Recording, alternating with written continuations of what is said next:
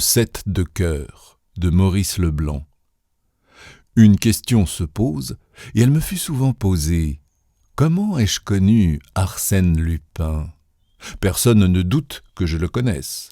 Les détails que j'accumule sur cet homme déconcertant, les faits irréfutables que j'expose, les preuves nouvelles que j'apporte, l'interprétation que je donne de certains actes dont on n'avait vu que les manifestations extérieures, sans en pénétrer les raisons secrètes ni le mécanisme invisible, tout cela prouve bien, sinon une intimité que l'existence même de Lupin rendrait impossible, du moins des relations amicales et des confidences suivies.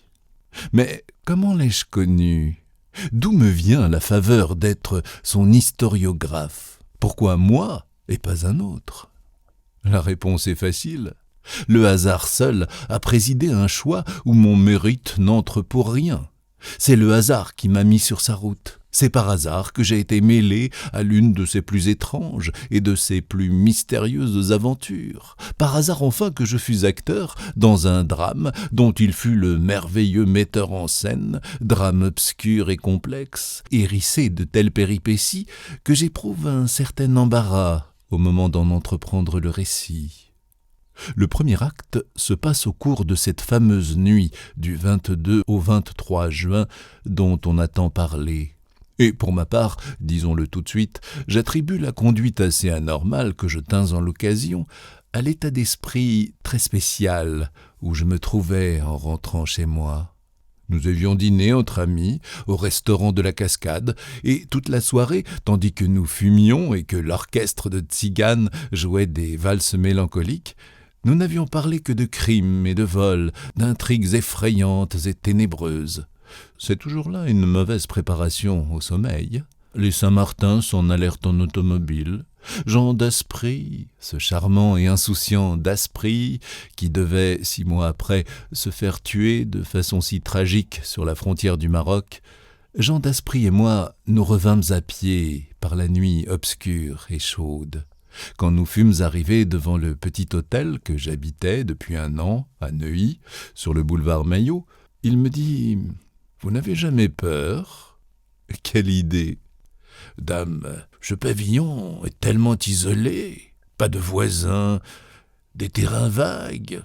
Vrai, je ne suis pas poltron, et cependant... Eh bien, vous êtes gai, vous. Oh, je dis cela comme je dirais autre chose. Les Saint-Martin m'ont impressionné avec leurs histoires de brigands. M'ayant serré la main, il s'éloigna. Je pris ma clé et j'ouvris. « Allons bon, murmurai-je. Antoine a oublié de m'allumer une bougie. » Et soudain, je me rappelai. Antoine était absent, je lui avais donné congé. Tout de suite, l'ombre et le silence me furent désagréables. Je montai jusqu'à ma chambre, à tâtons, le plus vite possible, et aussitôt, contrairement à mon habitude, je tournai la clé et poussai le verrou. La flamme de la bougie me rendit mon sang-froid. Pourtant, j'eus soin de tirer mon revolver de sa gaine, un gros revolver à longue portée, et je le posai à côté de mon lit. Cette précaution acheva de me rassurer. Je me couchai, et comme à l'ordinaire, pour m'endormir, je pris sur la table de nuit le livre qui m'y attendait chaque soir. Je fus très étonné. À la place du coupe-papier dont je l'avais marqué la veille, se trouvait une enveloppe, cachetée de 5 cachets de cire rouge. Je la saisis vivement. Elle portait comme adresse mon nom et mon prénom, accompagnée de cette mention « Urgente ». Une lettre à mon nom. Qui pouvait l'avoir mise à cet endroit ? Un peu nerveux, je déchirai l'enveloppe et je lus « À partir du moment où vous aurez ouvert cette lettre, quoi qu'il arrive, quoi que vous entendiez, ne bougez plus, ne faites pas un geste, ne jetez pas un cri, sinon vous êtes perdu. » Moi non plus, je ne suis pas un poltron, et tout aussi bien qu'un autre, je sais me tenir en face du danger réel ou sourire des périls chimériques dont s'effare notre imagination. Mais, je le répète, j'étais dans une situation d'esprit anormale, plus facilement impressionnable, les nerfs à fleur de peau. Et d'ailleurs, n'y avait-il pas dans tout cela quelque chose de troublant et d'inexplicable qui eût ébranlé l'âme du plus intrépide. Mes doigts serraient fiévreusement la feuille de papier, et mes yeux relisaient sans cesse les phrases menaçantes. « Ne faites pas un geste, ne jetez pas un cri, sinon vous êtes perdu. » Allons donc, pensai-je, c'est quelque plaisanterie, une farce imbécile. Je fus sur le point de rire, même je voulus rire à haute voix. Qui m'en empêcha? Quelle crainte indécise me comprima la gorge? Du moins, je soufflerai la bougie. Non, je ne pus la souffler. Pas un geste. Vous êtes perdu, était-il écrit. Mais pourquoi lutter contre ces sortes d'autosuggestions plus impérieuses souvent que les faits les plus précis? Il n'y avait qu'à fermer les yeux. Je fermai les yeux. Au même moment, un bruit léger passa dans le silence, puis des craquements. Et cela provenait, me sembla-t-il, d'une grande salle voisine où j'avais installé mon cabinet de travail et dont je n'étais séparé que par l'antichambre. L'approche d'un danger réel me surexcita et j'eus la sensation que j'allais me lever, saisir mon revolver et me précipiter dans cette salle. Je ne me levai point. En face de moi, un des rideaux de la fenêtre de gauche avait remué. Le doute n'était pas possible. Il avait remué. Il remuait encore. Et je vis, je vis cela distinctement, qu'il y avait, entre les rideaux et la fenêtre, dans cet espace trop étroit, une forme humaine dont l'épaisseur empêchait l'étoffe de tomber droit. Et l'être aussi me voyait. Il était certain qu'il me voyait à travers les mailles très larges de l'étoffe. Alors, je compris tout. Tandis que les autres emportaient leur butin, sa mission à lui consistait à me tenir en respect. Me lever, saisir un revolver? Impossible. Il était là, au moindre geste, au moindre cri. J'étais perdu. Un coup violent secoua la maison, suivi de petits coups groupés par 2 ou 3, comme ceux d'un marteau qui frappe sur des pointes et qui rebondit. Ou du moins, voilà ce que j'imaginais dans la confusion de mon cerveau. Et d'autres bruits s'entrecroisèrent, un véritable vacarme qui prouvait que l'on ne se gênait point et que l'on agissait en toute sécurité. On avait raison, je ne bougeais pas. Fût-ce lâcheté? Non. Anéantissement plutôt, impuissance totale à mouvoir un seul de mes membres. Sagesse également, car enfin, pourquoi lutter? Derrière cet homme, il y en avait 10 autres qui viendraient à son appel. Allais-je risquer ma vie pour sauver quelques tapisseries et quelques bibelots? Et toute la nuit, ce supplice dura. Supplice intolérable, angoisse terrible. Le bruit s'était interrompu, mais je ne cessais d'attendre qu'il recommençât. Et l'homme qui me surveillait, l'arme à la main, mon regard effrayé ne le quittait pas, et mon cœur battait, et de la sueur ruisselait de mon front et de tout mon corps. Et tout à coup, un bien-être inexprimable m'envahit. Une voiture de laitier, dont je connaissais bien le roulement, passa sur le boulevard, et j'eus en même temps l'impression que l'aube se glissait entre les persiennes closes et qu'un peu de jour dehors se mêlait à l'ombre. Et le jour pénétra dans la chambre, et d'autres voitures passèrent, et tous les fantômes de la nuit s'évanouirent. Alors, je sortis un bras du lit, lentement, sournoisement. En face, rien ne remua. Je marquai des yeux le pli du rideau, l'endroit précis où il fallait viser. Je fis le compte exact des mouvements que je devais exécuter. Et rapidement, j'empoignai mon revolver et je tirai. Je sautai hors du lit avec un cri de délivrance et je bondis sur le rideau. L'étoffe était percée, la vitre était percée. Quant à l'homme, je n'avais pu l'atteindre. Pour cette bonne raison qu'il n'y avait personne. Personne. Ainsi, toute la nuit, j'avais été hypnotisé par un pli de rideau. Et pendant ce temps, des malfaiteurs, Rageusement, d'un élan que rien n'eût arrêté, je tournai la clé dans la serrure, j'ouvris ma porte, je traversai l'antichambre, j'ouvris une autre porte et je me ruai dans la salle. Mais une stupeur me cloua sur le seuil, haletant, abasourdi, plus étonné encore que je ne l'avais été de l'absence de l'homme. Rien n'avait disparu. Toutes les choses que je supposais enlevées, meubles, tableaux, vieux velours et vieilles soies, toutes ces choses étaient à leur place. Spectacle incompréhensible. Je n'en croyais pas mes yeux. Pourtant ce vacarme, ces bruits de déménagement. Je fis le tour de la pièce, j'inspectais les murs, je dressais l'inventaire de tous ces objets que je connaissais si bien. Rien ne manquait.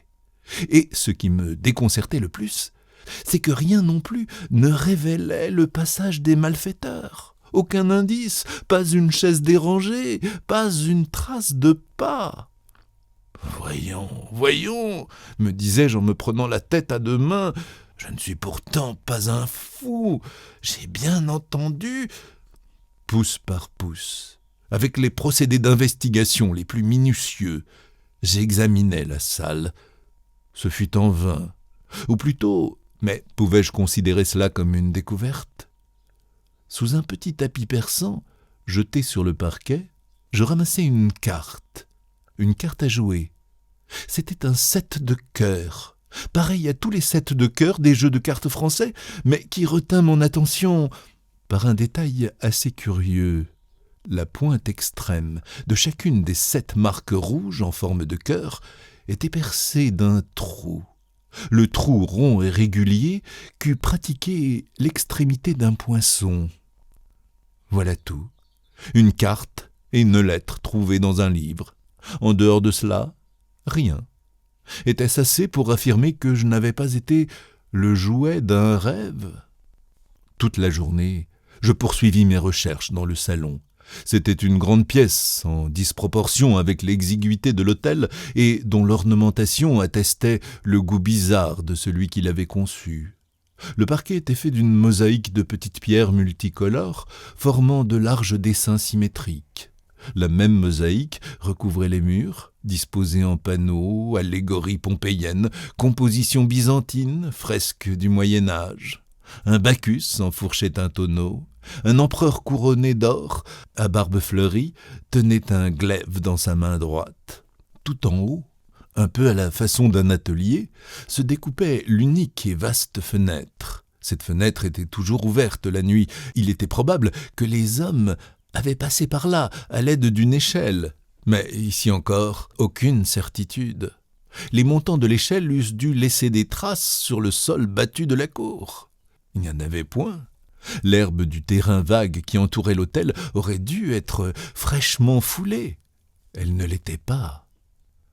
J'avoue que je n'eus point l'idée de m'adresser à la police, tellement les faits qu'il m'eût fallu exposer étaient inconsistants et absurdes. On se fut moqué de moi. Mais le surlendemain, c'était mon jour de chronique au Gil Blas, où j'écrivais alors. Obsédé par mon aventure, je la racontais tout au long. L'article ne passa pas inaperçu, mais je vis bien qu'on ne le prenait guère au sérieux et qu'on le considérait plutôt comme une fantaisie que comme une histoire réelle. Les Saint-Martin me raillèrent. Daspry, cependant, qui ne manquait pas d'une certaine compétence en ces matières, vint me voir, se fit expliquer l'affaire et l'étudia, sans plus de succès d'ailleurs. Or, un des matins suivants, le timbre de la grille résonna, et Antoine vint m'avertir qu'un monsieur désirait me parler. Il n'avait pas voulu donner son nom. Je le priai de monter. C'était un homme d'une 40aine d'années, très brun, de visage énergique, et dont les habits propres mais usés annonçaient un souci d'élégance qui contrastait avec ses façons plutôt vulgaires. Sans préambule, il me dit, d'une voix éraillée, avec des accents qui me confirmèrent la situation sociale de l'individu, « Monsieur, en voyage, dans un café, le Gil Blas m'est tombé sous les yeux. J'ai lu votre article, il m'a intéressé, beaucoup. Je vous remercie, et je suis revenu. » « Ah ?» « Oui, pour vous parler. Tous les faits que vous avez racontés sont-ils exacts ? Absolument exact. Il n'en est pas un seul qui soit de votre invention ? Pas un seul. En ce cas, j'aurais peut-être des renseignements à vous fournir. Je vous écoute. Non. Comment non ? Avant de parler, il faut que je vérifie s'ils sont justes. Et pour les vérifier, il faut que je reste seul dans cette pièce. Je le regardais avec surprise. Je ne vois pas très bien. C'est une idée que j'ai eue en lisant votre article. Certains détails établissent une coïncidence vraiment extraordinaire avec une autre aventure que le hasard m'a révélée. Si je me suis trompé, il est préférable que je garde le silence. Et l'unique moyen de le savoir, c'est que je reste seul. Qu'y avait-il sous cette proposition ? Plus tard, je me suis rappelé qu'en la formulant, l'homme avait un air inquiet, une expression de physionomie anxieuse. Mais sur le moment, bien qu'un peu étonné, je ne trouvais rien de particulièrement anormal à sa demande. Et puis, une telle curiosité me stimulait. Je répondis « Soit, combien vous faut-il de temps ?» « Oh, 3 minutes, pas davantage. D'ici 3 minutes, je vous rejoindrai. » Je sortis de la pièce. En bas, je tirai ma montre. 1 minute s'écoula. 2 minutes. Pourquoi donc me sentais-je oppressé ? Pourquoi ces instants me paraissaient-ils plus solennels que d'autres ? 2 minutes et demie, 2 minutes 3/4. Et soudain, un coup de feu retentit. En quelques enjambées, j'escaladai les marches et j'entrai. Un cri d'horreur m'échappa. Au milieu de la salle, l'homme gisait immobile, couché sur le côté gauche. Du sang coulait de son crâne, mêlé à des débris de cervelle. Près de son poing, un revolver, tout fumant. Une convulsion l'agita et ce fut tout. Mais, plus encore que ce spectacle effroyable, quelque chose me frappa. Quelque chose qui fit que je n'appelai pas au secours tout de suite et que je ne me jetai point à genoux pour voir si l'homme respirait. À 2 pas de lui, par terre, il y avait un 7 de cœur. Je le ramassai.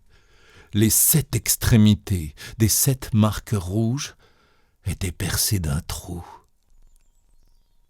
1 demi-heure après, le commissaire de police de Neuilly arrivait, puis le médecin légiste, puis le chef de la sûreté, M. Dudouis. Je m'étais bien gardé de toucher au cadavre. Rien ne put fausser les premières constatations. Elles furent brèves, d'autant plus brèves que, tout d'abord, on ne découvrit rien ou peu de choses. Dans les poches du mort, aucun papier. Sur ses vêtements, aucun nom. Sur son linge, aucune initiale. Somme toute, pas un indice capable d'établir son identité. Et dans la salle, le même ordre qu'auparavant. Les meubles n'avaient pas été dérangés et les objets avaient gardé leur ancienne position. Pourtant, cet homme n'était pas venu chez moi dans l'unique intention de se tuer, et parce qu'il jugeait que mon domicile convenait mieux que tout autre à son suicide. Il fallait qu'un motif l'eût déterminé à cet acte de désespoir, et que ce motif lui-même résultât d'un fait nouveau, constaté par lui au cours des 3 minutes qu'il avait passées seul. Quel fait ? Qu'avait-il vu ? Qu'avait-il surpris ? Quel secret épouvantable avait-il pénétré ? Aucune supposition n'était permise. Mais au dernier moment, un incident se produisit qui nous parut d'un intérêt considérable. Comme 2 agents se baissaient pour soulever le cadavre et l'emporter sur un brancard, ils s'aperçurent que la main gauche, fermée jusqu'alors et crispée, s'était détendue et qu'une carte de visite, toute froissée, s'en échappait. Cette carte portait « Georges Andermatt, rue de Berry, 37 ». Qu'est-ce que cela signifiait ? Georges Andermatt était un gros banquier de Paris, fondateur et président de ce comptoir des métaux qui a donné une telle impulsion aux industries métallurgiques de France. Il menait grand train, possédant mail coach, automobile, écurie de course. Ces réunions étaient très suivies et l'on citait Madame Andermatt pour sa grâce et pour sa beauté. « Serait-ce le nom du mort ?» murmurai-je. Le chef de la sûreté se pencha. « Ce n'est pas lui.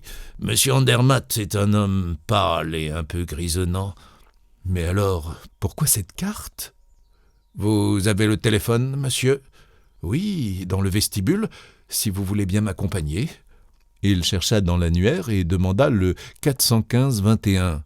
« Monsieur Andermatt est-il chez lui ? Veuillez lui dire que monsieur Dudouis le prie de venir en toute hâte au 102 du boulevard Maillot. C'est urgent. » 20 minutes plus tard, monsieur Andermatt descendait de son automobile. On lui exposa les raisons qui nécessitaient son intervention, puis on le mena devant le cadavre. Il eut une seconde d'émotion qui contracta son visage et prononça à voix basse, comme s'il parlait malgré lui, « Étienne Varin. » « Vous le connaissiez ?»« Non, ou du moins, oui, mais de vue seulement. Son frère. »« Il a un frère ?»« Oui, Alfred Varin. Son frère est venu autrefois me solliciter. Je ne sais plus à quel propos.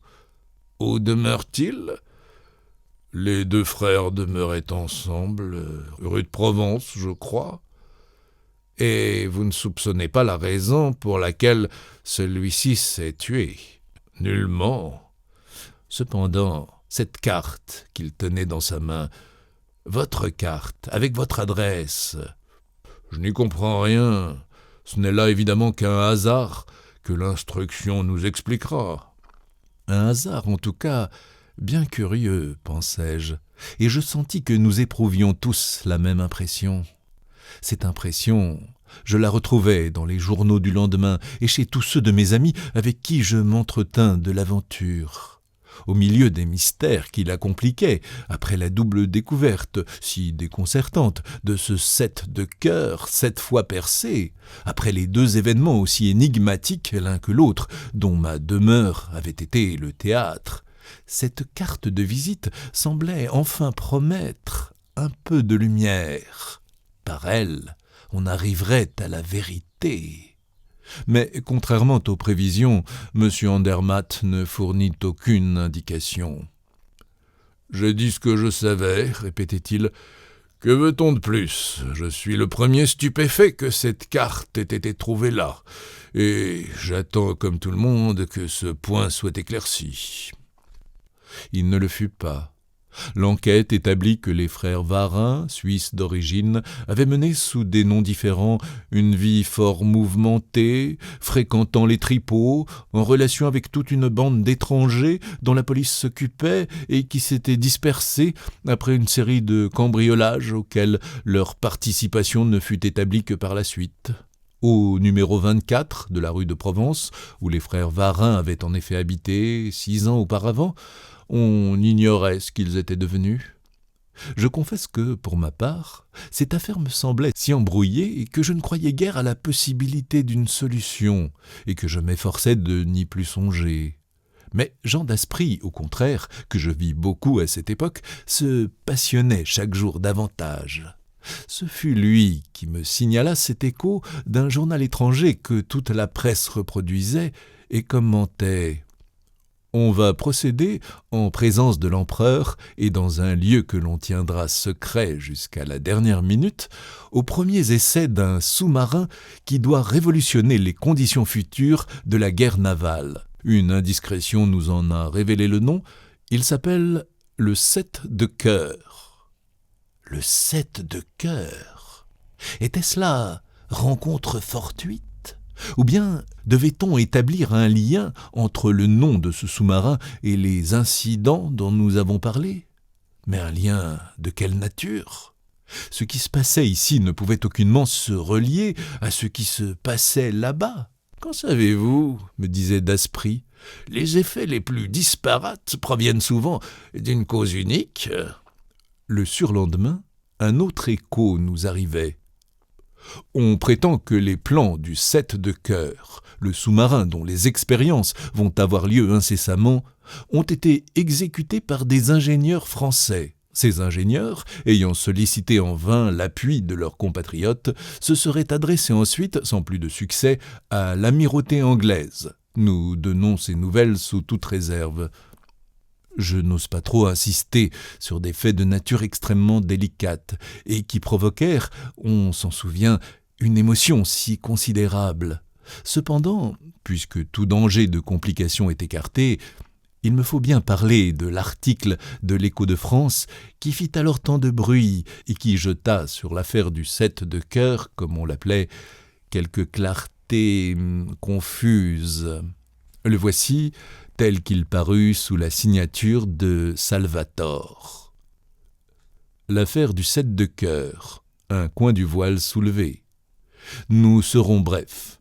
Il y a 10 ans, un jeune ingénieur des mines, Louis Lacombe, désireux de consacrer son temps et sa fortune aux études qu'il poursuivait, donna sa démission et loua, au numéro 102 du boulevard Maillot, un petit hôtel qu'un comte italien avait fait récemment construire et décorer. Par l'intermédiaire de 2 individus, les frères Varin de Lausanne, dont l'un l'assistait dans ses expériences comme préparateur et dont l'autre lui cherchait des commanditaires, il entra en relation avec H. Georges Andermatt, qui venait de fonder le comptoir des métaux. Après plusieurs entrevues, il parvint à l'intéresser à un projet de sous-marin auquel il travaillait, et il fut entendu que, dès la mise au point définitive de l'invention, M. Andermatt userait de son influence pour obtenir du ministère de la Marine une série d'essais.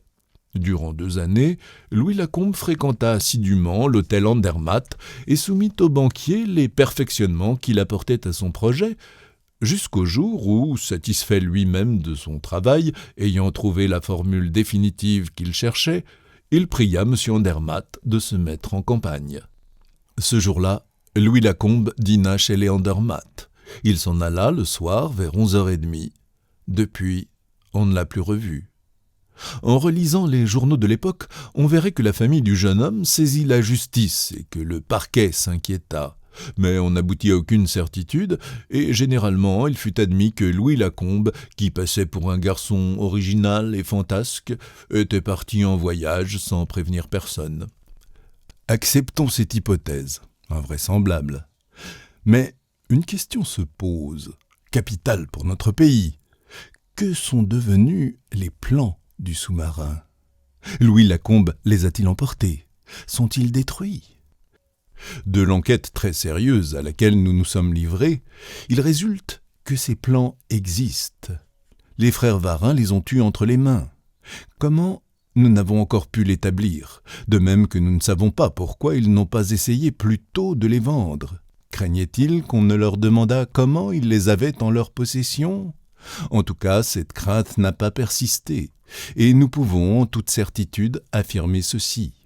Les plans de Louis Lacombe sont la propriété d'une puissance étrangère, et nous sommes en mesure de publier la correspondance échangée à ce propos entre les frères Varin et le représentant de cette puissance.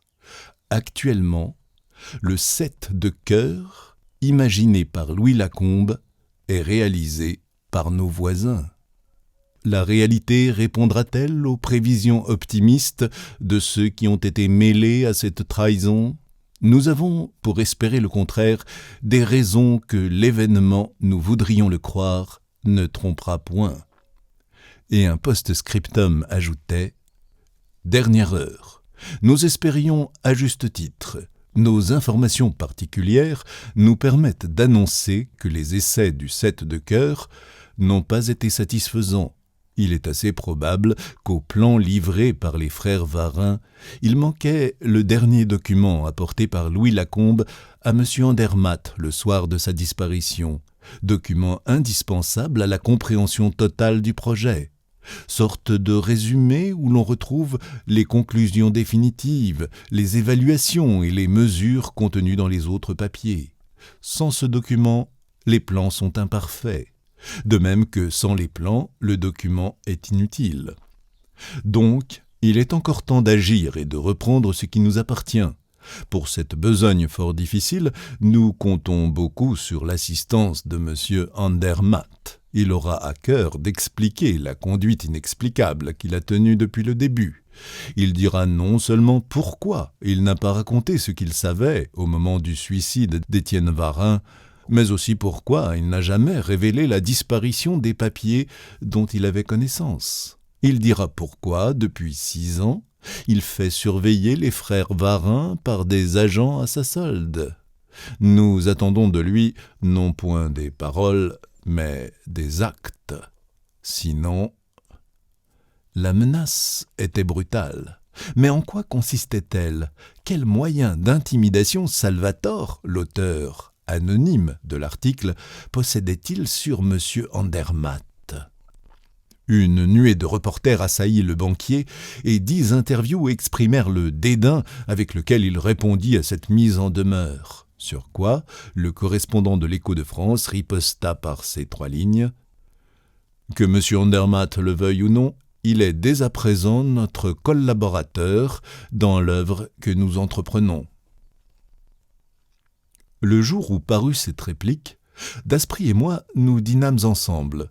Le soir, les journaux étalés sur ma table, nous discutions l'affaire et l'examinions sous toutes ses faces, avec cette irritation que l'on éprouverait à marcher indéfiniment dans l'ombre et à toujours se heurter aux mêmes obstacles.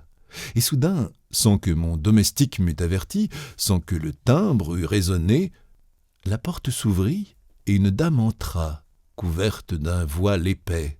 Je me levai aussitôt et m'avançai. Elle me dit « C'est vous, monsieur, qui demeurez ici ?»« Oui, madame, mais je vous avoue... »« La grille sur le boulevard n'était pas fermée, » expliqua-t-elle. « Mais la porte du vestibule ?» Elle ne répondit pas, et je songeais qu'elle avait dû faire le tour par l'escalier de service. Elle connaissait donc le chemin. Il y eut un silence un peu embarrassé. Elle regarda Daspry. Malgré moi, comme j'eusse fait dans un salon, je le présentai, puis je la priai de s'asseoir et de m'exposer le but de sa visite. Elle enleva son voile, et je vis qu'elle était brune, de visage régulier, et sinon très belle, du moins d'un charme infini, qui provenait de ses yeux surtout, des yeux graves et douloureux. Elle dit simplement « Je suis Madame Andermatt. »« Madame Andermatt » répétai-je, de plus en plus étonné. Un nouveau silence, et elle reprit d'une voix calme et de l'air le plus tranquille. « Je viens au sujet de cette affaire que vous savez. J'ai pensé que je pourrais peut-être avoir auprès de vous quelques renseignements. »« Mon Dieu, madame, je n'en connais pas plus que ce qu'en ont dit les journaux. Veuillez préciser en quoi je puis vous être utile. »« Je ne sais pas. Seulement alors j'eus l'intuition que son calme était factice, et que, sous cet air de sécurité parfaite, se cachait un grand trouble. Et nous nous tûmes aussi gênés l'un que l'autre. Mais Daspry, qui n'avait pas cessé de l'observer, s'approcha et lui dit « Voulez-vous me permettre, madame, de vous poser quelques questions ?»« Oh oui, s'écria-t-elle, comme cela je parlerai. » « Vous parlerez, quelles que soient ces questions ?»« Quelles qu'elles soient. » Il réfléchit et prononça « Vous connaissiez Louis Lacombe ?»« Oui, par mon mari. »« Quand l'avez-vous vu pour la dernière fois ?»« Le soir où il a dîné chez nous. »« Ce soir-là, rien n'a pu vous donner à penser que vous ne le verriez plus ?»« Non. Il avait bien fait allusion à un voyage en Russie, mais si vaguement. »« Vous comptiez donc le revoir ?» ?»« Le surlendemain, à dîner. »« Et comment expliquez-vous cette disparition ?»« Je ne l'explique pas. »« Et M. Andermatt ?»« Je l'ignore. »« Cependant, ne m'interrogez pas là-dessus. » L'article de l'Écho de France semble dire... Ce qu'il semble dire, c'est que les frères Varin ne sont pas étrangers à cette disparition. Est-ce votre avis? Oui. Sur quoi repose votre conviction? En nous quittant, Louis Lacombe portait une serviette qui contenait tous les papiers relatifs à son projet. 2 jours après, il y a eu entre mon mari et l'un des frères Varin, celui qui vit, une entrevue au cours de laquelle mon mari acquérait la preuve que ces papiers étaient aux mains des 2 frères. Et il ne les a pas dénoncés? Non. Pourquoi? Parce que dans la serviette se trouvait autre chose que les papiers de Louis Lacombe. Quoi? Elle hésita, fut sur le point de répondre, puis finalement garda le silence. Daspry continua. Voilà donc la cause pour laquelle votre mari, sans avertir la police, faisait surveiller les 2 frères. Il espérait à la fois reprendre les papiers et cette chose compromettante grâce à laquelle les 2 frères exerçaient sur lui une sorte de chantage. Sur lui et sur moi. Ah, sur vous aussi. Sur moi, principalement. Elle articula ces 3 mots d'une voix sourde. Daspry l'observa, fit quelques pas, et revenant à elle, « Vous avez écrit à Louis Lacombe ?»« Certes. Mon mari était en relation. » En dehors de ces lettres officielles, n'avez-vous pas écrit à Louis Lacombe d'autres lettres? Excusez mon insistance, mais il est indispensable que je sache toute la vérité. Avez-vous écrit d'autres lettres? Toute rougissante, elle murmura « Oui ». Et ce sont ces lettres que possédaient les frères Varin. Oui. Monsieur Andermatt le sait donc. Il ne les a pas vus, mais Alfred Varin lui en a révélé l'existence, le menaçant de les publier si mon mari agissait contre eux. Mon mari a eu peur. Il a reculé devant le scandale. Seulement, il a tout mis en œuvre pour leur arracher ces lettres. Il a tout mis en œuvre, du moins je le suppose, car à partir de cette dernière entrevue avec Alfred Varin, et après les quelques mots très violents par lesquels il m'en rendit compte, il n'y a plus eu entre mon mari et moi aucune intimité, aucune confiance. Nous vivons comme 2 étrangers. En ce cas, si vous n'avez rien à perdre, que craignez-vous? Si indifférente que je lui sois devenue, je suis celle qu'il a aimée, celle qu'il aurait encore pu aimer. Oh, cela, j'en suis certaine, murmura-t-elle d'une voix ardente. Il m'aurait encore aimée s'il ne s'était pas emparé de ces maudites lettres. Comment? Il aurait réussi, mais les 2 frères se défiaient cependant. Oui, et il se vantait même, paraît-il, d'avoir une cachette sûre. Alors, j'ai tout lieu de croire que mon mari a découvert cette cachette. Allons donc. Où se trouvait-elle? Ici. Je tressautai.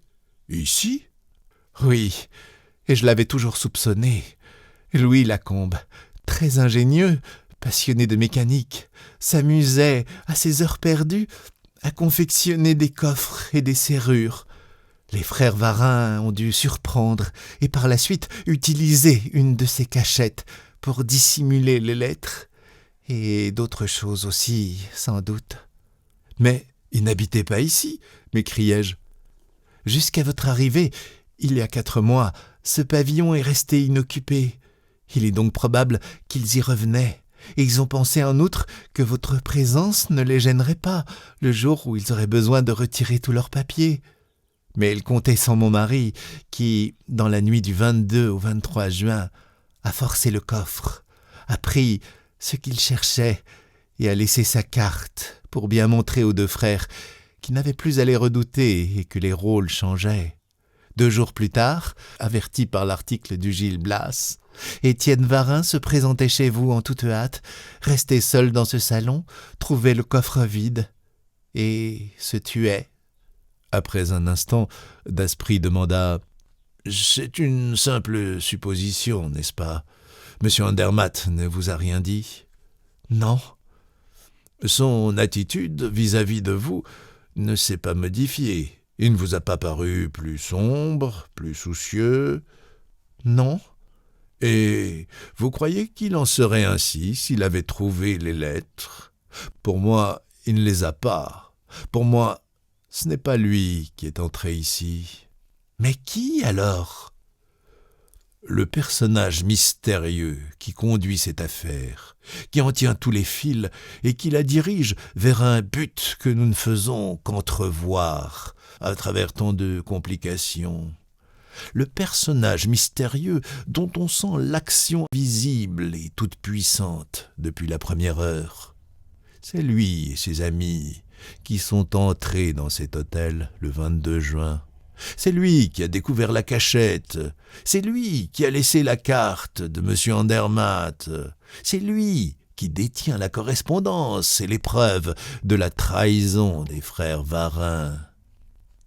« Qui, lui ?» interrompis-je, non sans impatience. « Le correspondant de l'Écho de France, parbleu, ce Salvatore. N'est-ce pas d'une évidence aveuglante? Ne donne-t-il pas dans son article des détails que seul peut connaître l'homme qui a pénétré les secrets des deux frères? » « En ce cas, balbutia Madame Andermatt avec effroi, il a mes lettres également, et c'est lui à son tour qui menace mon mari. Que faire, mon Dieu? Lui écrire, déclara nettement Daspry. Se confier à lui sans détour, lui raconter tout ce que vous savez et tout ce que vous pouvez apprendre. Que dites-vous? Votre intérêt est le même que le sien. Il est hors de doute qu'il agit contre le survivant des deux frères. Ce n'est pas contre M. Andermatt qu'il cherche des armes, mais contre Alfred Varin. Aidez-le. Comment? Votre mari a-t-il ce document qui complète et qui permet d'utiliser les plans de Louis Lacombe? Oui. Prévenez-en Salvatore. Au besoin, tâchez de lui procurer ce document. Bref, entrez en correspondance avec lui. Que risquez-vous? Le conseil était hardi, dangereux même à première vue, mais Madame Andermatt n'avait guère le choix. Aussi bien, comme disait Daspry, que risquait-elle? Si l'inconnu était un ennemi, cette démarche n'aggravait pas la situation.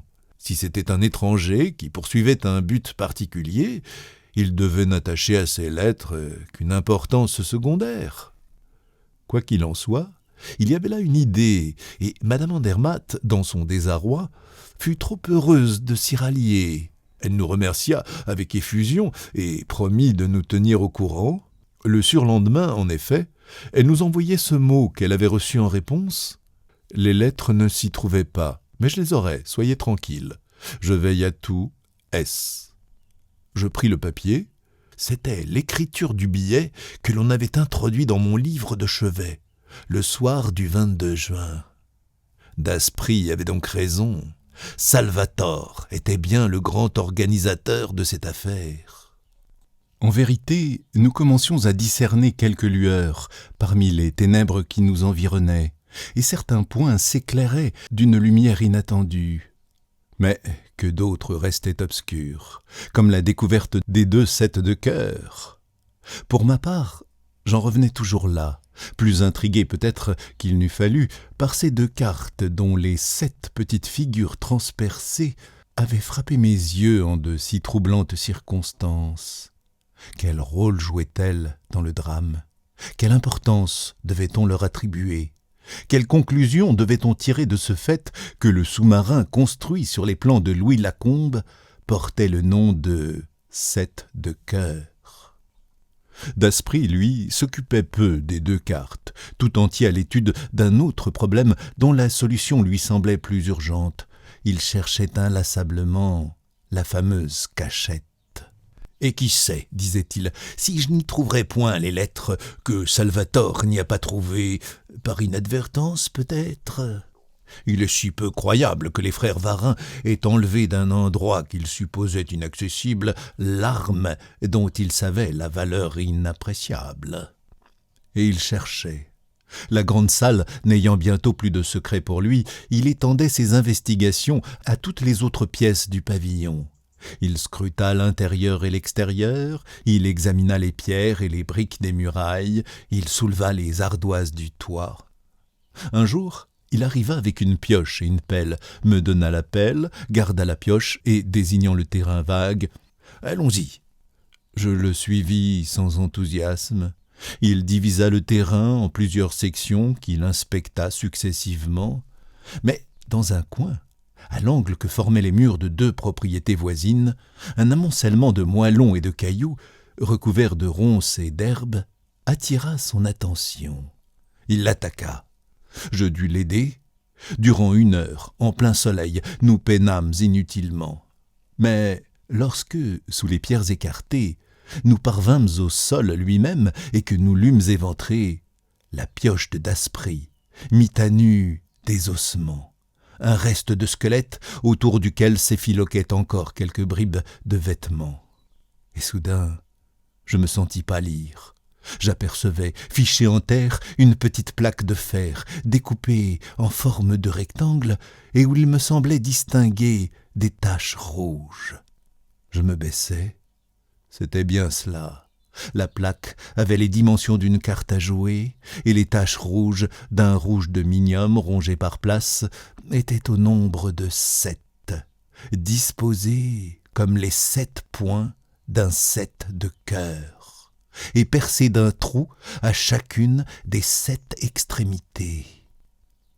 Écoutez, Daspry, j'en ai assez de toutes ces histoires. Tant mieux pour vous si elles vous intéressent. Moi, je vous fausse compagnie. Était-ce l'émotion ? Était-ce la fatigue d'un travail exécuté sous un soleil trop rude ?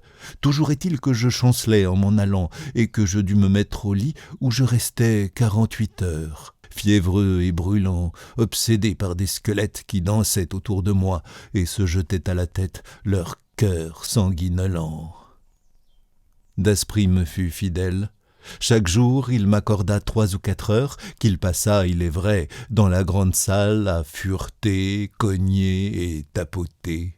« Les lettres sont là, dans cette pièce », venait-il me dire de temps à autre. « Elles sont là, j'en mettrai ma main au feu. »« Laissez-moi la paix », répondais-je, horripilé.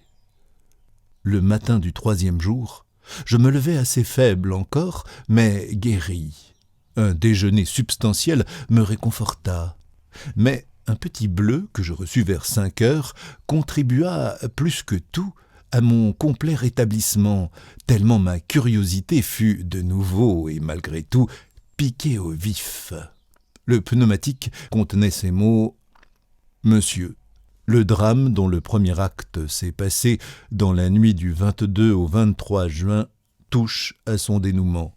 La force même des choses, exigeant que je mette en présence l'un de l'autre les 2 principaux personnages de ce drame et que cette confrontation ait lieu chez vous, je vous serai infiniment reconnaissant de me prêter votre domicile pour la soirée d'aujourd'hui. Il serait bon que, de 9h à 11h, votre domestique fût éloigné, et préférable que vous-même eussiez l'extrême obligeance de bien vouloir laisser le champ libre aux adversaires.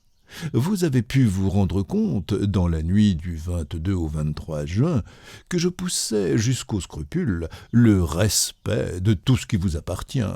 De mon côté, je croirais vous faire injure si je doutais un seul instant de votre absolue discrétion à l'égard de celui qui signe votre dévoué Salvator. Il y avait dans cette missive un ton d'ironie courtoise et dans la demande qu'elle exprimait une si jolie fantaisie que je me délectais. C'était d'une désinvolture charmante, et mon correspondant semblait tellement sûr de mon acquiescement. Pour rien au monde, je n'eusse voulu le décevoir ou répondre à sa confiance par de l'ingratitude. À 8 heures, mon domestique, à qui j'avais offert une place de théâtre, venait de sortir quand Daspry arriva. Je lui montrai le petit bleu. « Eh bien, me dit-il. » « Eh bien, je laisse la grille du jardin ouverte, afin que l'on puisse entrer. » Et vous vous en allez? Jamais de la vie. Mais puisqu'on vous demande... On me demande de la discrétion, je serai discret. Mais je tiens furieusement à voir ce qui va se passer. » Daspry se mit à rire. « Ma foi, vous avez raison. Et je reste aussi. J'ai idée qu'on ne s'ennuiera pas. » Un coup de timbre l'interrompit. « Déjà ?» murmura-t-il. « Et 20 minutes en avance ? Impossible. » Du vestibule, je tirai le cordon qui ouvrait la grille. Une silhouette de femme traversa le jardin. Madame Andermatt. Elle paraissait bouleversée, et c'est en suffoquant qu'elle balbutia « Mon mari, il vient, il a rendez-vous, on doit lui donner les lettres. »« Comment le savez-vous » lui dis-je. « Un hasard, un mot que mon mari a reçu pendant le dîner. Un petit bleu, un message téléphonique. Le domestique me l'a remis par erreur. Mon mari l'a pris aussitôt, mais il était trop tard. J'avais lu. » « Vous aviez lu ceci à peu près. À 9h ce soir, soyez au boulevard Maillot avec les documents qui concernent l'affaire. En échange, les lettres. Après le dîner, je suis remonté chez moi et je suis sorti. »« À l'insu de M. Andermatt. »« Oui. » Daspry me regarda. « Qu'en pensez-vous ? » ?»« Je pense ce que vous pensez. Que M. Andermatt est un des adversaires convoqués. »« Par qui ? Et dans quel but ? » ?»« C'est précisément ce que nous allons savoir. » Je les conduisis dans la grande salle. Nous pouvions, à la rigueur, tenir tous les trois sous le manteau de la cheminée et nous dissimuler derrière la tenture de velours. Nous nous installâmes. Madame Andermatt s'assit entre nous deux. Par les fentes du rideau, la pièce entière nous apparaissait. 9h sonnèrent. Quelques minutes plus tard, la grille du jardin grinça sur ses gonds. J'avoue que je n'étais pas sans éprouver une certaine angoisse et qu'une fièvre nouvelle me surexcitait. J'étais sur le point de connaître le mot de l'énigme. L'aventure déconcertante dont les péripéties se déroulaient devant moi depuis des semaines allait enfin prendre son véritable sens, et c'est sous mes yeux que la bataille allait se livrer. Daspry saisit la main de Madame Andermatt et murmura « Surtout, pas un mouvement. Quoi que vous entendiez ou voyiez, restez impassible. » Quelqu'un entra. Et je reconnus tout de suite à sa grande ressemblance avec Étienne Varin, son frère, Alfred. Même démarche lourde, même visage terreux envahi par la barbe. Il entra de l'air inquiet d'un homme qui a l'habitude de craindre des embûches autour de lui, et qui les flaire et les évite. D'un coup d'œil, il embrassa la pièce, et j'eus l'impression que cette cheminée, masquée par une portière de velours, lui était désagréable. Il fit 3 pas de notre côté, mais une idée, plus impérieuse sans doute, le détourna, car il obliqua vers le mur, s'arrêta devant le vieux roi de mosaïque, à la barbe fleurie, au glaive flamboyant, et l'examina longuement, montant sur une chaise, suivant du doigt le contour des épaules et de la figure, et palpant certaines parties de l'image. Mais, brusquement, il sauta de sa chaise et s'éloigna du mur. Un bruit de pas retentissait. Sur le seuil apparut M. Andermatt. Le banquier jeta un cri de surprise. « Vous, c'est vous qui m'avez appelé ?»« Moi ?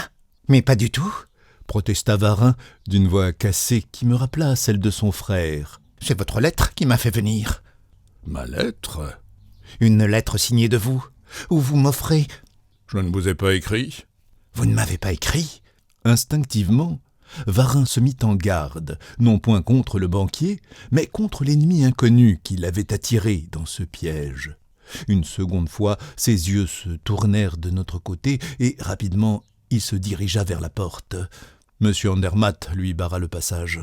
« Que faites-vous donc, Varin ?»« Il y a là-dessous des machines qui ne me plaisent pas. Je m'en vais. Bonsoir. »« Un instant. »« Voyons, M. Andermatt. N'insistez pas. Nous n'avons rien à nous dire. » Nous avons beaucoup à nous dire, et l'occasion est trop bonne. Laissez-moi passer. Non, non, non, vous ne passerez pas. Varin recula, intimidé par l'attitude résolue du banquier, et il mâchonna. Allons vite, causons, et que ce soit fini. Une chose m'étonnait, et je ne doutais pas que mes deux compagnons n'éprouvassent la même déception. Comment se pouvait-il que Salvatore ne fût pas là? N'entrait-il pas dans ses projets d'intervenir? Et la seule confrontation du banquier et de Varin lui semblait-elle suffisante? J'étais singulièrement troublé. Du fait de son absence, ce duel, combiné par lui, voulu par lui, prenait l'allure tragique des événements que suscite et commande l'ordre rigoureux du destin, et la force qui heurtait l'un à l'autre ces deux hommes impressionnait d'autant plus qu'elle résidait en dehors d'eux. Après un moment, M. Andermatt s'approcha de Varin et, bien en face, les yeux dans les yeux... « Maintenant que des années se sont écoulées et que vous n'avez plus rien à redouter, répondez-moi franchement, Varin. Qu'avez-vous fait de Louis Lacombe ?» Ah, voilà une question. Comme si je pouvais savoir ce qu'il est devenu. Vous le savez, vous le savez. Votre frère et vous étiez attachés à ses pas. Vous viviez presque chez lui, dans la maison même où nous sommes. Vous étiez au courant de tous ses travaux, de tous ses projets. Et le dernier soir, Varin, quand j'ai reconduit Louis Lacombe jusqu'à ma porte, j'ai vu deux silhouettes qui se dérobaient dans l'ombre. Cela, je suis prêt à le jurer. Et après, quand vous l'aurez juré? C'était votre frère et vous, Varin. Prouvez-le. Mais la meilleure preuve, c'est que 2 jours plus tard, vous me montriez vous-même les papiers et les plans que vous aviez recueillis dans la serviette de Lacombe, et que vous me proposiez de me les vendre. Comment ces papiers étaient-ils en votre possession? Je vous l'ai dit, monsieur Andermatt. Nous les avons trouvés sur la table même de Louis Lacombe le lendemain matin, après sa disparition. Ce n'est pas vrai.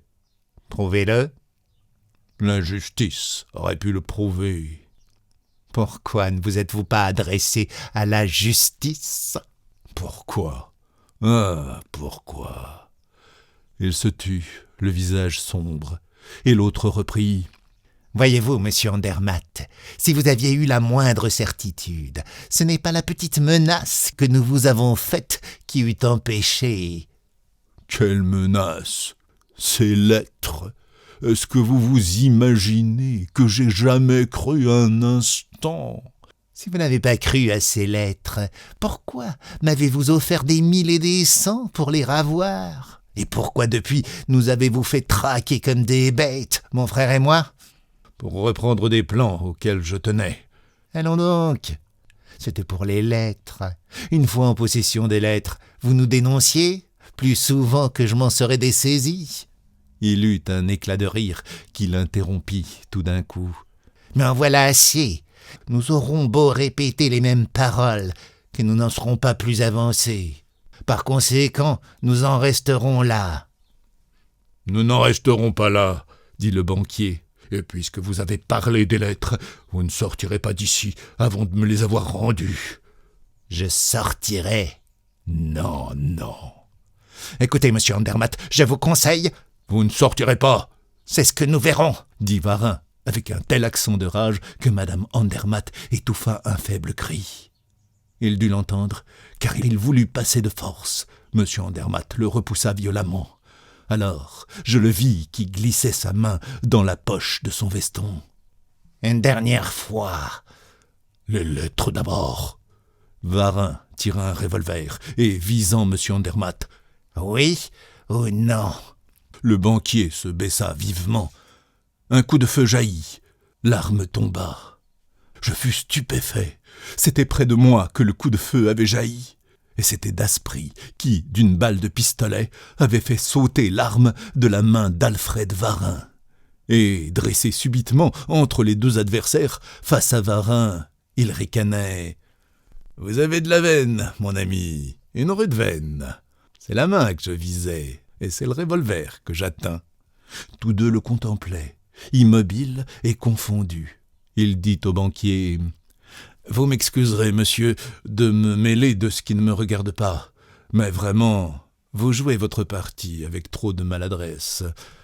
Permettez-moi de tenir les cartes, se tournant vers l'autre. À nous deux, camarades, et rondement, je t'en prie, l'atout est cœur, et je joue le 7. Et, à 3 pouces du nez, il lui colla la plaque de fer où les 7 points rouges étaient marqués. Jamais il ne m'a été donné de voir un tel bouleversement. Livide, les yeux écarquillés, les traits tordus d'angoisse, l'homme semblait hypnotisé par l'image qui s'offrait à lui. « Qui êtes-vous » balbutiait-il. « Je l'ai déjà dit, un monsieur qui s'occupe de ce qui ne le regarde pas, mais qui s'en occupe à fond. »« Que voulez-vous ?»« Tout ce que tu as apporté. »« Je n'ai rien apporté. »« Si, sans quoi tu ne serais pas venu. Tu as reçu ce matin un mot te convoquant ici pour 9 heures et t'enjoignant d'apporter tous les papiers que tu avais. Or, te voici. Où sont les papiers ?» Il y avait, dans la voix de Daspry, il y avait dans son attitude une autorité qui me déconcertait, une façon d'agir toute nouvelle chez cet homme plutôt nonchalant d'ordinaire et doux. Absolument dompté, Varin désigna l'une de ses poches. « Les papiers sont là. »« Ils y sont tous ?»« Oui. »« Tous ceux que tu as trouvés dans la serviette de Louis Lacombe et que tu as vendus au major Van Leben ?»« Oui. » « Est-ce la copie ou l'original ?»« L'original ? » « Combien en veux-tu ?»« 100 000. » Daspry s'esclaffa. « Tu es fou. Le major ne t'en a donné que 20 000. 20 000 jetés à l'eau puisque les essais ont manqué. »« On n'a pas su se servir des plans. »« Les plans sont incomplets. »« Alors, pourquoi me les demandez-vous ?»« J'en ai besoin. Je t'en offre 5 000 francs. Pas un sou de plus. »« 10 000. »« Pas un sou de moins. »« Accordé. » Daspry revint à M. Andermatt. « Veuillez signer un chèque, monsieur. »« Mais c'est que je n'ai pas... » »« Votre carnet. Le voici. » Ahuri, M. Andermatt palpa le carnet que lui tendait Daspry. « C'est bien à moi. Comment se fait-il ?»« Pas de vaines paroles, je vous en prie, cher monsieur. Vous n'avez qu'à signer. » Le banquier tira son stylographe et signa. Varin avança la main. « Bas les pattes, fit Daspry, tout n'est pas fini. » Et s'adressant au banquier, « Il était question aussi de lettres que vous réclamez. »« Oui, un paquet de lettres. »« Où sont-elles, Varin ?»« Je ne les ai pas. »« Où sont-elles, Varin ?»« Je l'ignore. C'est mon frère qui s'en était chargé. »« Elles sont cachées ici, dans cette pièce. »« En ce cas, vous savez où elles sont ?»« Comment le saurais-je ?»« Dame, n'est-ce pas vous qui avez visité la cachette ? Vous paraissez aussi bien renseigné que Salvatore. »« Les lettres ne sont pas dans la cachette. »« Elles y sont. »« Ouvre-la. » Varin eut un regard de défiance. Daspry et Salvatore ne faisaient-ils qu'un réellement, comme tout le laissait présumer ? Si oui, il ne risquait rien en montrant une cachette déjà connue. Sinon, c'était inutile. « Ouvre-la, » répéta Daspry. « Je n'ai pas de 7 de cœur. »« Si, celui-là, » dit Daspry, en tendant la plaque de fer. Varin recula, terrifié. « Non, non, je ne veux pas. » « Que cela ne tienne. » Daspry se dirigea vers le vieux monarque à la barbe fleurie, monta sur une chaise et appliqua le 7 de cœur au bas du glaive, contre la garde, et de façon que les bords de la plaque recouvrissent exactement les 2 bords de l'épée. Puis, avec l'aide d'un poinçon, qu'il introduisit alternativement dans chacun des 7 trous pratiqués à l'extrémité des 7 points de cœur, il pesa sur 7 des petites pierres de la mosaïque. À la 7e petite pierre enfoncée, un déclenchement se produisit, et tout le buste du roi pivota, démasquant une large ouverture aménagée comme un coffre. avec des revêtements de fer et 2 rayons d'acier luisants. Tu vois bien, Varin, le coffre est vide. En effet. Alors c'est que mon frère aura retiré les lettres? Daspry revint vers l'homme et lui dit « Ne joue pas au plus fin avec moi. Il y a une autre cachette. Où est-elle » « Il n'y en a pas. »« Est-ce de l'argent que tu veux ? Combien » ? 10 000. « Monsieur Andermatt, ces lettres valent-elles 10 000 francs pour vous ?»« Oui, » fit le banquier d'une voix forte. Varin ferma le coffre, prit le 7 de cœur, non sans une répugnance visible, et l'appliqua sur le glaive, contre la garde, et juste au même endroit. Successivement, il enfonça le poinçon à l'extrémité des 7 points de cœur.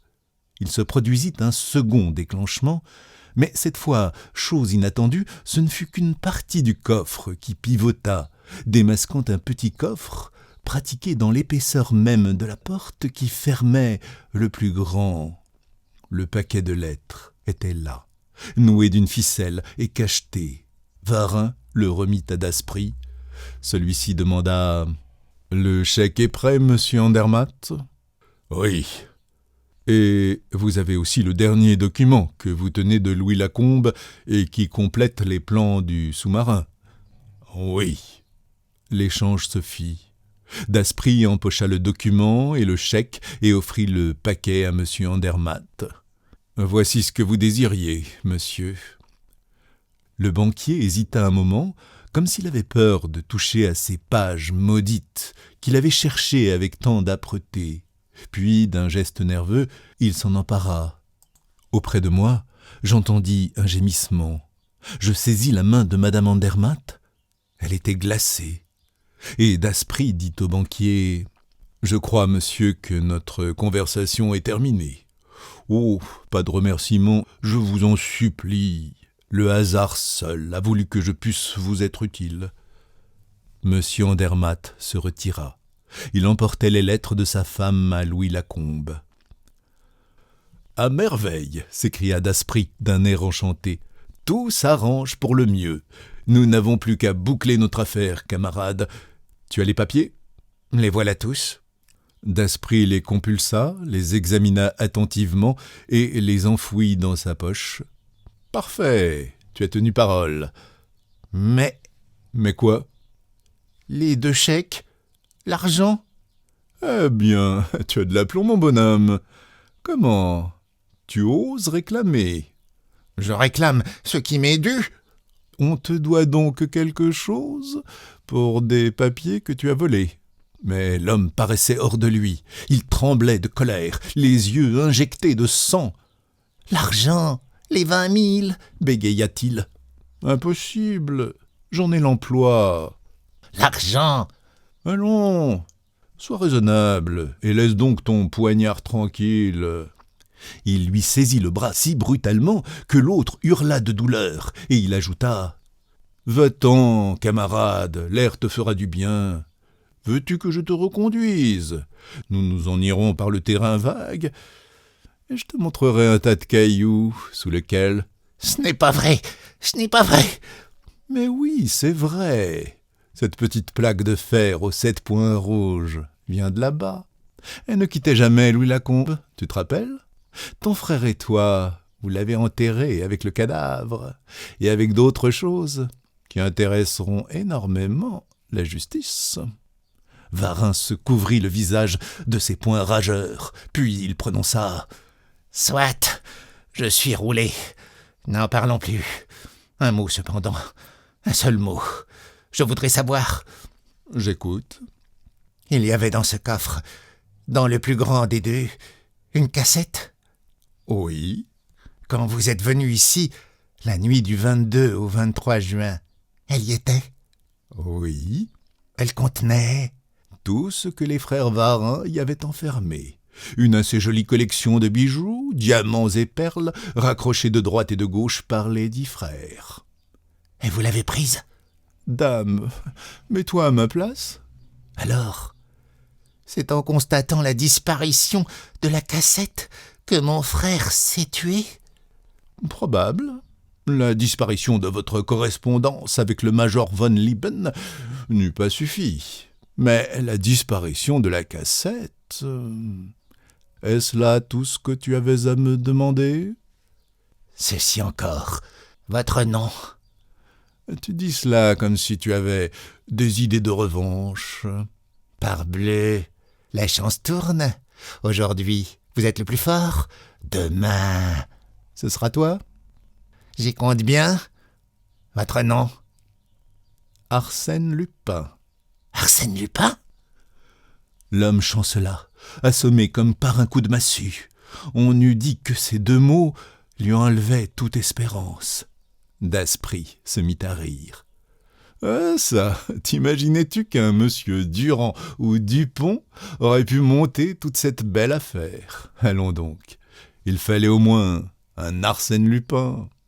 Et maintenant que tu es renseigné, mon petit, va préparer ta revanche. Arsène Lupin t'attend. » Et il le poussa dehors sans un mot de plus. « Daspry, Daspry !» criai-je, lui donnant encore, et malgré moi, le nom sous lequel je l'avais connu. J'écartai le rideau de velours. Il accourut. « Quoi ? Qu'y a-t-il » ? « Madame Andermatt est souffrante. » Il s'empressa, lui fit respirer des sels, et, tout en la soignant, m'interrogeait. « Eh bien, que s'est-il donc passé ?»« Les lettres, lui dis-je, les lettres de Louis Lacombe, que vous avez données à son mari. » Il se frappa le front. Elle a cru que j'avais fait cela. Mais oui, après tout, elle pouvait le croire. Imbécile que je suis. Madame Andermatt, ranimée, l'écoutait avidement.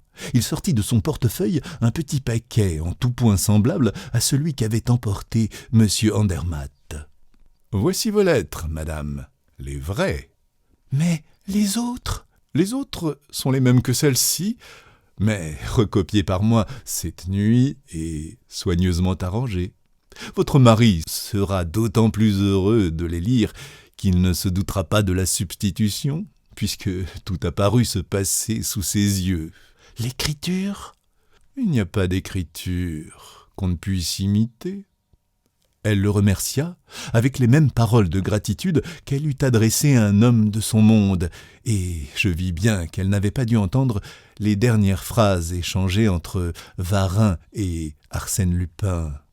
Moi, je le regardais, non sans embarras, ne sachant trop que dire à cet ancien ami qui se révélait à moi sous un jour si imprévu. Lupin, c'était Lupin. Mon camarade de cercle n'était autre que Lupin. Je n'en revenais pas. Mais lui, très à l'aise, « Vous pouvez faire vos adieux à Jean Daspry. »« Ah, oui, Jean Daspry part en voyage. Je l'envoie au Maroc. Il est fort possible qu'il y trouve une fin digne de lui. J'avoue même que c'est son intention. Mais Arsène Lupin nous reste. Oh, plus que jamais. Arsène Lupin n'est encore qu'au début de sa carrière, et il compte bien. » Un mouvement de curiosité irrésistible me jeta sur lui, et l'entraînant à quelque distance de madame Andermatt, « Vous avez donc fini par découvrir la seconde cachette, celle où se trouvait le paquet de lettres ?» J'ai eu assez de mal. C'est hier seulement, l'après-midi, pendant que vous étiez couché. Et pourtant, Dieu sait combien c'était facile. Mais les choses les plus simples sont celles auxquelles on pense en dernier. Et, me montrant le 7 de cœur, j'avais bien deviné que, pour ouvrir le grand coffre, il fallait appuyer cette carte contre le glaive du bonhomme en mosaïque. Comment aviez-vous deviné cela ? Aisément. Par mes informations particulières, je savais, en venant ici, le 22 juin au soir, après m'avoir quitté. Oui, et après vous avoir mis, par des conversations choisies, dans un état d'esprit tel qu'un nerveux et un impressionnable comme vous devait fatalement me laisser agir à ma guise sans sortir de son lit. Le raisonnement était juste. Je savais donc, en venant ici, qu'il y avait une cassette cachée dans un coffre à serrure secrète, et que le 7 de cœur était la clé, le mot de cette serrure. Il ne s'agissait plus que de plaquer ce 7 de cœur à un endroit qui lui fut visiblement réservé. 1 heure d'examen m'a suffi. 1 heure ? Observez le bonhomme en mosaïque, le vieil empereur. Ce vieil empereur est la représentation exacte du roi de cœur de tous les jeux de cartes, Charlemagne. En effet, mais pourquoi le 7 de cœur ouvre-t-il tantôt le grand coffre et tantôt le petit? Et pourquoi n'avez-vous ouvert d'abord que le grand coffre? Pourquoi ?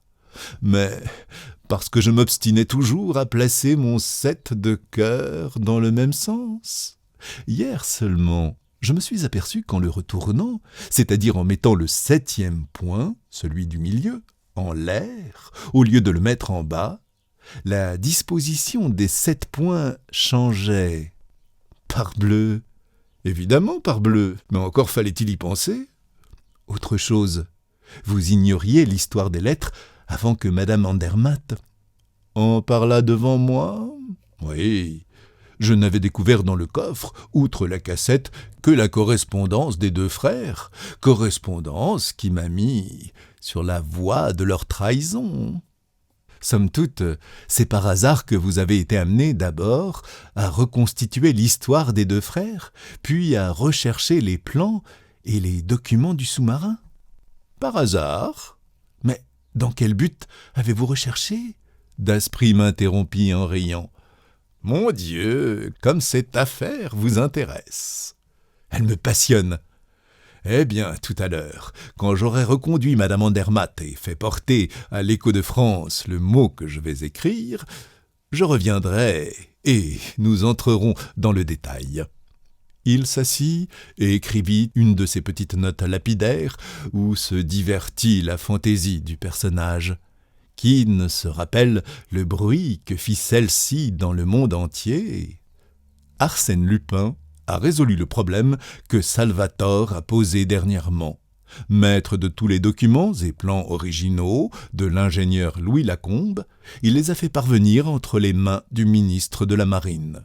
À cette occasion, il ouvre une souscription dans le but d'offrir à l'État le premier sous-marin construit d'après ses plans. Et il s'inscrit lui-même en tête de cette souscription pour la somme de 20 000 francs. « Les 20 000 francs des chèques de M. Andermatt ?» lui dis-je quand il m'eut donné le papier à lire. « Précisément. Il était équitable que Varin rachetât en partie sa trahison. » Et voilà comment j'ai connu Arsène Lupin. Voilà comment j'ai su que Jean Daspry, camarade de cercle, relation mondaine, n'était autre qu'Arsène Lupin, gentleman cambrioleur.